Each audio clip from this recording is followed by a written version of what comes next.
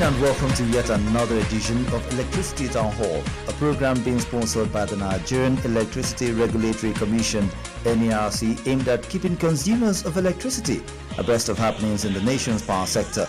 This program comes your way every Monday on the network service of Radio Nigeria at 7 o'clock in the evening.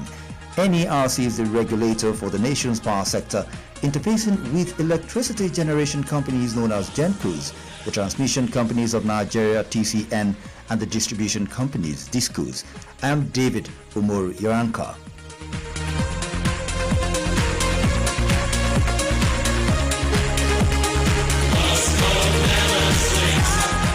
The Nigerian Electricity Supply Industry, NESI, is a framework for electricity generation, transmission and distribution in Nigeria. It's a critical sector that plays a vital role in Nigeria's economic development, fueling industries and improving the standard of living. However, the NESI faces ongoing challenges such as providing reliable and affordable power to a growing population. One area that has remained critical has been the distribution sector, where consumers are given electricity and in turn required to pay for services rendered. Owing to issues surrounding electricity supply, consumption, bills and electricity theft, the federal government has introduced several initiatives geared towards protecting the consumer, while also providing the investor the enabling environment to get returns on their investment. Today we'll take a look at what constitutes electricity theft in law. How much do consumers know about the subject matter, and why is it wrong to steal electricity? These and more will be interrogated tonight on Electricity Town Hall as we look at electricity theft and security in the Nigerian Electricity Supply Industry, NESI. We have in the studio a Senior Manager, Legal Licensing and Compliance with NERC, Mr. Kabiru Garkuwa. Welcome to our studio. Thank you so much. Good evening. We also have a Senior Principal Manager, Consumption Affairs Division of the Commission, Pamela Akubwe. Yes, that's correct. Thank you so much for having me. Welcome on board to today's program.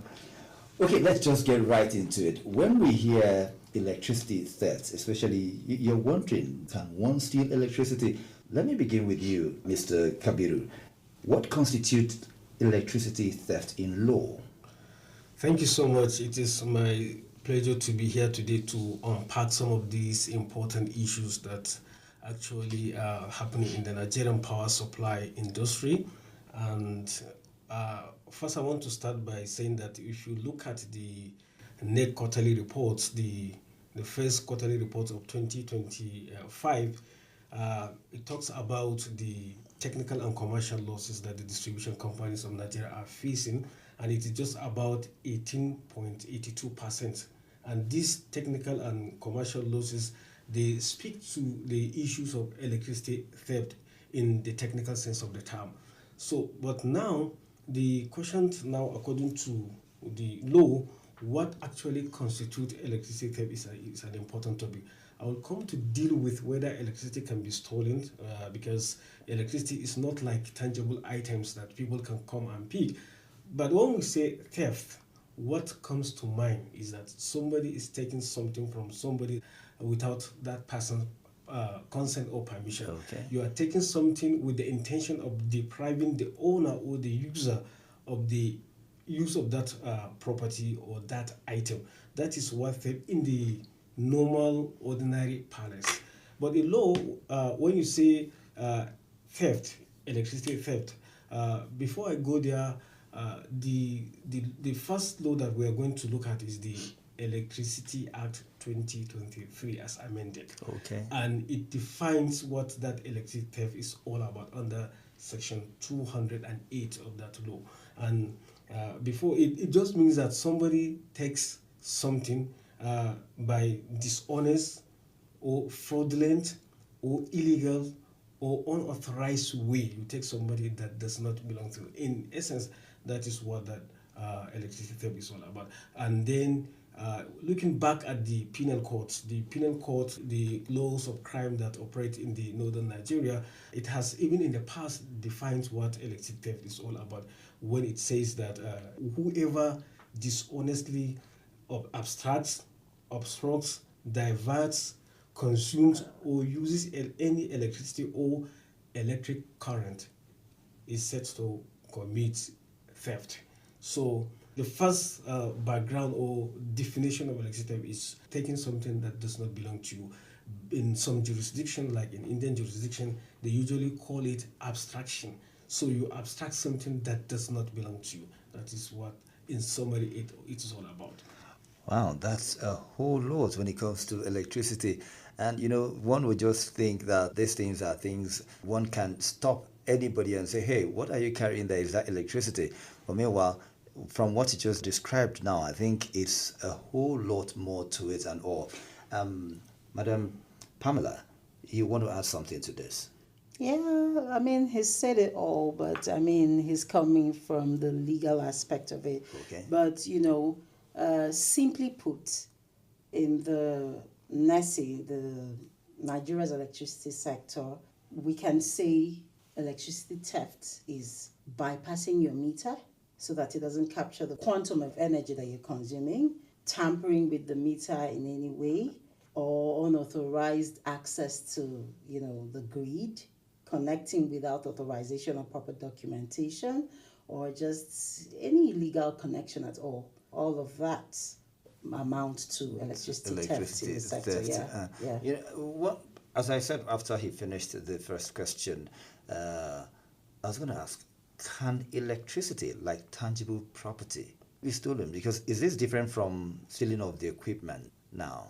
Can you separate these two things to be more elaborate? Because she just said something about tapping, bypassing, and all. Let's see how that. All right. To understand this topic properly, one has to, even if it is going to be in brief terms, look at what theft it is in our laws in Nigeria.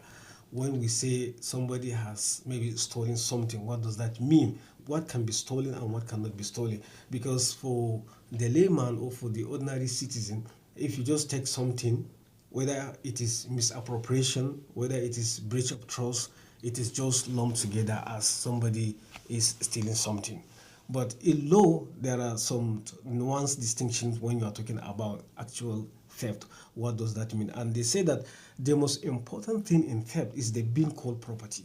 You only steal what can be defined as property. You don't steal anything. So I will come to that. And so, like they say, you can own something, and you have to. It's something that you own it. You possess it. You own it, and it is a property. These are some of the ingredients of when they are talking about a property that can be stolen or that can be subject to theft. Another thing that we need to understand is that the criminal code and the penal code in Nigeria, they define this thing that you can steal as like inanimate things, things that are lifeless. These are the things that can be stolen. Of course, I know that you will say that, can you not steal something that is like my dog? There are exceptions. They say that animals that are domesticated, they fall under the exception, so they can be stolen. Or wild animals that are tamed, they also can be stolen. So these are some of the things that really that they can be stolen. Water, if you have water, you possess water in your house. It is maybe inside the refrigerator, then that can be stolen as well. Now, in simple, or to make it intellectually accessible, when we say something that can be stolen is something that is tangible, inanimate, and it is something that is capable of being possessed. So, sorry, before I go there, now, then electricity. So the question is, can electricity be stolen?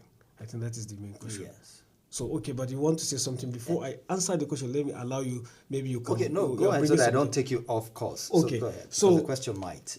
One of the criminal law professors in Nigeria that we have, who wrote a book on the laws of crime, Professor Harisu Sofiano Chukol, he wrote a book, and in that book, he made allusion to the fact that electricity can actually be stolen, because electric current or electricity is with through cables, wires, or network. These networks are owned by network owners like utilities. It could be Transmission Company of Nigeria PLC, that owns the transmission lines, or the distribution companies that owns distribution lines or network, as the case may be. So if according to him, then, because it was NEPA, he was making reference to NEPA, that if electricity is wheeling through the cable or network or system of NEPA, and that electricity is diverted or is abstracted, then that electricity is capable of being stolen. So from that you can see that yes, electricity can be stolen, and the act is clear. The Electricity Act under section 208, there is a whole section on electricity theft, and that section defines what electricity theft is all about. And it just takes me back to when Madam Pamela said, okay, you're coming from the legal angle. I can imagine an offender standing in court and then they're reading out all of these offenses. And he said, no, not just bypass I don't know. I know. He said, I can't even comprehend all of this. Yeah. Now, you said something about bypass. Yeah. What are you bypassing exactly? So you're bypassing the meter. The meter is expected to capture your consumption. So the way the network is structured, the cables come into the meter, and then everything that you consume is captured by the meter, all right? But now, when you bypass the meter and then connect into your supply directly, nothing is captured, or possibly just a little bit, maybe just one face is captured. So the entire consumption is not captured. So that's still more bypass, like you're consuming much more than you are paying exactly, for. So you're stealing the extras there now. Yes. Okay, why I asked what is being bypassed is this. We've heard of people who pay fixed bill or capping. Yeah, capping, yeah. Okay, can people who do fixed bill or capping, is it possible to say that they bypass also? How can their own electricity thefts be recognized? Capping is for unmetered customers. Okay, for metered customers. So how can you tell? Because for metered customers, you can say they're bypassing or they're tapping directly from. So, but for an unmetered customer now, where you have capped their payment per month, how can you now tell if they're taking much more than you have actually capped them? Okay, so there can be an incidence of bypass in the case of an unmetered customer, because they're already paying a fixed sum, like you already said, right? So now capping is designed to incentivize the discos to meter. So the cap for every feeder is set. So if the disco, feels that the customers on that feeder are enjoying much more than they're paying for, then you meter them. Do you understand what I'm saying? Yes. Yeah, yes. so you can't bill above the cap. Okay. All right. Okay. So it's something that the commission has put in place to drive the discos to meter. Okay. So with that, now when they're enjoying much more above what you have billed them, it is that's not theft. No. It's not theft. It's not, that's their. Yes, because there are parameters that are looked at, are critically looked at to actually arrive at the caps. The hours of service, the average billing of even metered customers on that feeder. All of that is taken into consideration to derive the caps. Okay. Do you understand? It's an average of the energy that is being fed to that area. So all those things are looked at. So there's no theft in that context. Okay, thank you very much. You're listening to Electricity Town Hall on the network service of Radio Nigeria, a program being sponsored by the Nigerian Electricity Regulatory Commission, NERC. We'll go on a short break, and when we return, we will take a look at more things like the laws governing the prosecution or punishment of electricity theft in Nigeria, and also what are some of the major reasons or factors that make people want to steal electricity. Stay with us. This is Electricity Town Hall on the network service of Radio Nigeria. We will be back shortly. Electricity thief na when person tap light wey no be im, connect illegal wire, tamper with meter or bypass light sef. See electricity thief fit make transformer blow. E dey spoil equipment wey dey use electricity. E dey make electricity regulators dem dey increase tariff, so dem fit solve the wahala when dis electricity thief dey cause. E dey also cause accident wey fit kpai person, and if dem catch you, na jail be that o, and na 3 years at least na you go cool off for there, or you go pay fine, or make e be say you pay fine and still go jail sef. No thief light o, no kpai yourself, make you no make other people sef suffer. You fit stop this one right now. Report electricity thief to your disco. This message na from the Nigerian Electricity Regulatory Commission, NERC. NERC, make light for the day. We are back with Electricity Town Hall on the network service of Radio Nigeria. Welcome back. It's still Electricity Town Hall on the network service of Radio Nigeria, and we're discussing electricity thefts and security in the Nigerian electricity supply industry. And we're looking at what constitutes electricity theft in law. We've been speaking with a senior manager, legal licensing and compliance with NERC, Mr. Kabiru Garkuwa, and a senior manager, Consumer Affairs Division of the Commission, Pamela Akubwe. Thank you once again for your time with us on the program. Thank you. Thank you. Thank you. Okay, we'll just get right to the legal and also some of the factors, reasons people give, because I'm sure in all of this monitoring and enforcement, you must have encountered offenders and all of that. What do you think is responsible for electricity thefts in the society? Just to prefix this, there is no justification for theft. Yeah. All right. So, however, when we engage with customers, sometimes they express, the lack of faith in the billing system, where they feel like they're being overbilled. Some people just have an outright entitlement mentality, where they feel like, they shouldn't pay this much for electricity. It should be cheaper and all of that, because they do not understand what components and what makes up the tariff. They do not understand that. And then in some cases it's just bad behavior. As you said, there is no justification. The prosecution or punishment of electricity theft in Nigeria. Okay, thank you so much. The law that governs electricity in Nigeria, production, distribution, transmission, regulation, and so on, is Electricity Act 2023 as amended.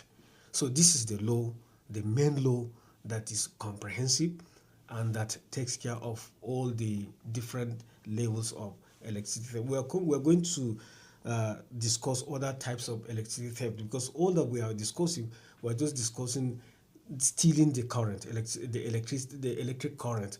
There are things that somebody can come and steal cable, somebody can come and destroy it. These are all part of the those are the tangible offenses ones that still come under the electricity theft in section 203. So in summary, as I mentioned earlier, the penal code, which is the law of crimes that operate usually in the northern Nigeria, years back already defined what electricity is all about. So we have that penal code, it's one of the laws.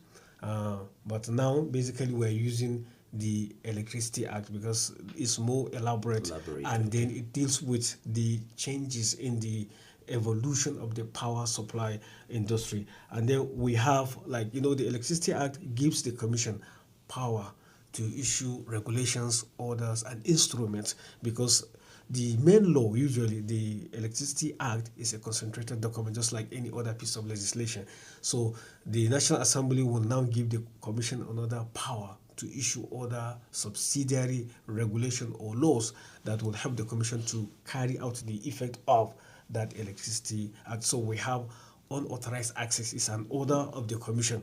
Now, as you can hear, the Commission is being very careful to use the word unauthorized access because there is a slight distinction between theft and unauthorized access. Somebody can get unauthorized access without necessarily being, you can call it that. Of course, in some occasions they say that they are one and the same thing, but that's why some jurisdictions they just use the word abstraction. Okay, unauthorized access, can this be categorized under that? Let's say there's an offender, person has made payments for a connection, and then maybe due to so much workload, the officials are not there for the next 3, 4, 5, 6 days to come and restore this very property to the power line. And the person goes ahead to do that. could that be classified as an unauthorized access? Absolutely, that's unauthorized. So I think So the thing is, it's a very robust. Okay. It's the order, the amended order on unauthorized access is very robust, and it has provision for delays in connection. So if the DISCO, the distribution company, delays the reconnection after all the due payments have been made, they're required. They are also penalized in court.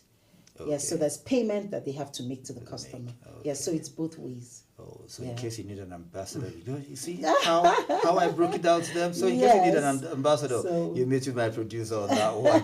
Okay, I'll throw this very last question to both of you. So take us through some of these punishments for electricity theft in Nigeria. Okay, so first just of as all, we round off, right? Yeah, so first of all, I'd say that the objective of the order is not to punish. Okay. All right, it's just to deter electricity theft, to protect the revenue in the sector, and then just to promote discipline generally. However, if that doesn't happen and then a customer or a consumer or an individual goes ahead to commit the crime, there are different penalties for different classes of customers. Okay. So we have the single-phase customers, we have those with three-phase meters, and then we have those we call the maximum demand customers. Those are like heavy users, right? So for the single-phase customers, there's a fine of 100,000 for a first-time offender, yeah. Okay. And then subsequently, or a second-time offender would pay 150,000. That's the one-off. Now, there are different payments. There's the administrative fee, there's the reconnection costs, and then there's the loss of revenue. Those are all the things that are, billed at the point of establishing. Keyword establishing. It has to be established because it has a criminal, theft has a criminal undertone to it. So for you to say that someone has stolen from you, you need to be able to establish it in black and white. So we also have our parameters for that. We need to see the video. We need to see that, there's a whole lot that you need to prove. Yes, to prove beyond reasonable doubt that there has been theft on that network. So I'll ask, what is the highest level of punishment? Okay, I think before we go to the highest level of punishment, as I said earlier, it is important to know that there are different types of electricity theft in the sector. So what we have focused more on is just theft of electricity which has some even definition issues. How do you steal electricity and so on and so on. But then apart from the theft of electricity, the punishment, if, as she said, the whole idea is to institutionalize discipline in the power supply. This is a multi-billion-dollar industry, and that every kobo that is spent there, if somebody takes away 1 kilowatt illegally, then another person, honest consumer, is affected by that action. So once there is conviction, the punishment for theft of electricity is 3 years imprisonment. That's the general one. Okay. So anybody who steals electricity, either by meter bypass, so please everybody should listen to this, either by meter bypass or any type of connection, or removing the seal on the meter. Yeah, that's tampering. That is tampering. Yeah. And then there is theft of electric lines and materials. Anybody who takes anything that you see, either the property of the distribution company or the transmission company, you are going to pay, once there is a conviction, 500,000 naira or imprisonment for at least 3 years and maximum of up to 5 years or both. Then there is the punishment of receiving stolen electricity. If you receive electricity from somebody, then you are going to pay 3 times the value of that stolen property you received, or punishment for a term of 14 years imprisonment. So this is serious, or both. Okay, I think with that 14 years, I'm already thinking we shouldn't hear more again. The last one I think is important. As you can see that the government is busy working on the street light. They say anybody that commits or that damage public street light, he will be fined up to 200,000 naira. So this is also part of the things that I mentioned under Section 2. Okay, this damage street light now, is it intentional or maybe accidental? Of course, basically, usually all this, in the law of crimes, there is what we call intention. Intention, okay. So dishonest intention. Okay. Or so the menstrual lawyers call it menstrual. Okay, So okay. All right, Madam Pamela, you want to add something? Yeah, before we you wrap know, up? so we were talking about the different classes of customers, and I had just started with the single the phase. single phase. Yeah, so the three-phase first time offender, 200,000, subsequently 300,000. Now to the bourgeois, the MD customers. Like I said, those are the heavy users, like companies, Industrial industries that areas. their consumptions run into hundreds of thousands of kilowatts. The first time offense would cost them 450% of the last recorded monthly energy consumption, and then subsequently 600%. So it's that serious. Okay, Yes. I'm even sitting up right now. Yes, that's how serious it is. Okay, thank you very much, Thank you very much for Abuja, having us. Nigeria. Anywhere you are tuned to us from, it's not meant to scare you, it's just meant to deter you. So this is where we end today's edition of Electricity Town Hall on the network service of Radio Nigeria. And we've been speaking with a senior manager, legal licensing and compliance with NERC, Mr. Kabiru Garkuwa, and a senior manager, Consumer Affairs Division of the Commission, Pamela Akubwe. Thank you so much for your insightful contribution and coming on the program. Thank you so much. It's been a pleasure. Thank you so much. Appreciation to the production team, studio manager Phineas Udeyo, facilitator Conrad Lavi, producer Sunday Goche. Special thanks to our executive producers Hussein Akila and Mr. Maki. I'm David Umur. See you next Monday for another interesting edition of Electricity Town Hall. Goodbye.